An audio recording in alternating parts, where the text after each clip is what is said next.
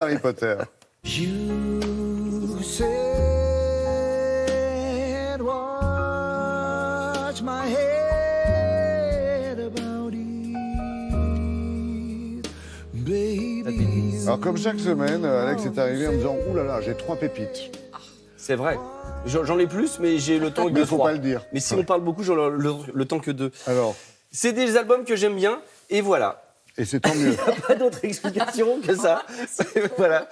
Vous allez voir, c'est dans des genres très différents. Le premier, ce qu'on a entendu avec la voix, j'ai bien aimé, c'est que d'un seul coup, voilà, David Lynx, qui est, à mon avis, dans le top des plus grands chanteurs du monde déjà que j'aime dans mon cœur. Voilà, David Lynx, c'est un chanteur belge, c'est le garçon qui a la chemise bleue avec la cravate en premier plan. Et voilà, qui s'est, l'air de rien, entouré du gratin. À la batterie, vous avez André Ceccarelli, le plus chouette batteur du monde.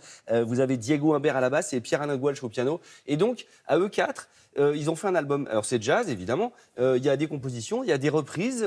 C'est pas que voilà, il y a des reprises assez pop. C'est très abordable. C'est surtout très beau et surtout chacun parle à peu près à la même valeur. Ça veut dire que la batterie a toute sa place, le piano a toute sa place, David Lynx a toute sa place. Vous voyez, c'est pas un album de chanteurs avec des musiciens. C'est un album de musiciens de jazz qui parlent poliment et chacun leur tour. Ça, vous aimez, hein? Mais David Lynx, et alors en plus de tout, c'est que David Lynx reprend une chanson de mon autre chanteur préféré, Rufus Wainwright, voilà, qui est le premier extrait qui s'appelle Pause, et Posies, et voilà, c'est juste quand mon chanteur préféré reprend mon chanteur préféré, achetez ce disque. Mais la télé n'est rien que pour vous. Gros bisous. The yellow walls are lined with portraits, and I've got my new red fetching leather jacket. All these poses, such beautiful poses, makes any boy feel like picking up roses.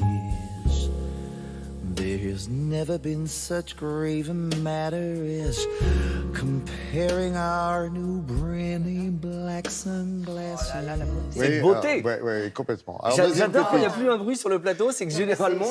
non, c'est qu'on écoutait, oui, on essayait de distinguer justement les instruments et la place qu'ils prennent, chacun l'un en face de l'autre. C'est équilibre parfait. David Lynx, d'ailleurs, il y a plein d'autres albums de lui avec Diderik Wiesel, un autre hollandais pianiste. Allez, tout on peut tout acheter, Lynx, c'est très bien. On continue avec une autre voix incroyable, Inara George. Inara George, n'importe quoi. Qui est la moitié du groupe... Tu me diras, Gandhi. Oui, la moitié du groupe The Bird and the Bee, dont je parle souvent ici. The Bird and the Bee, que j'aime beaucoup. Elle a une petite voix... elle n'a pas une petite voix, elle a une magnifique voix, un petit peu entre Johnny Mitchell ou Carole King. Ouais, ou les Carpenters. C'est très très beau, c'est très très fin. C'est un album où elle parle de son papa qui était un chanteur de rock, qui s'appelait Lowell George, qui nous a quittés il y a bien longtemps. Et c'est un album assez sincère. Et vous allez voir. Et entendre, c'est vrai. Ah oui, on a le son cette fois-ci. J'adore. Ouais. C'est d'une modernité ce plateau, c'est incroyable. Et donc, eh ben je me tais, on écoute. Voilà, bien fait.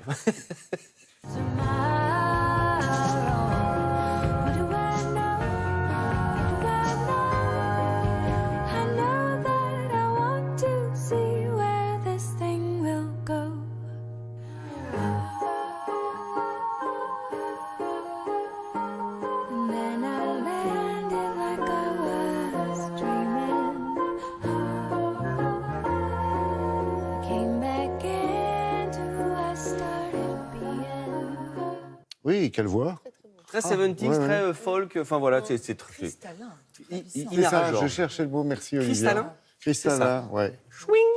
Oui. Et on finit avec un petit jeune que l'on ne connaissait pas, qui s'appelle Justin Timberlake.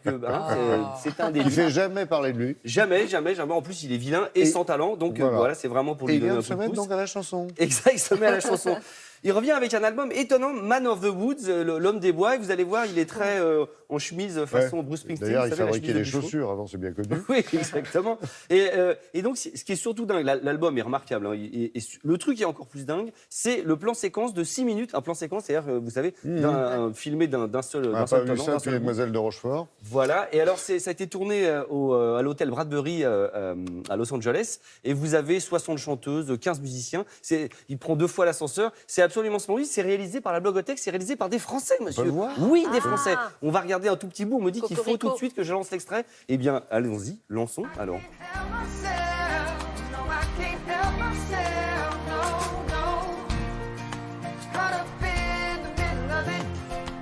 I can't help myself. No, I can't.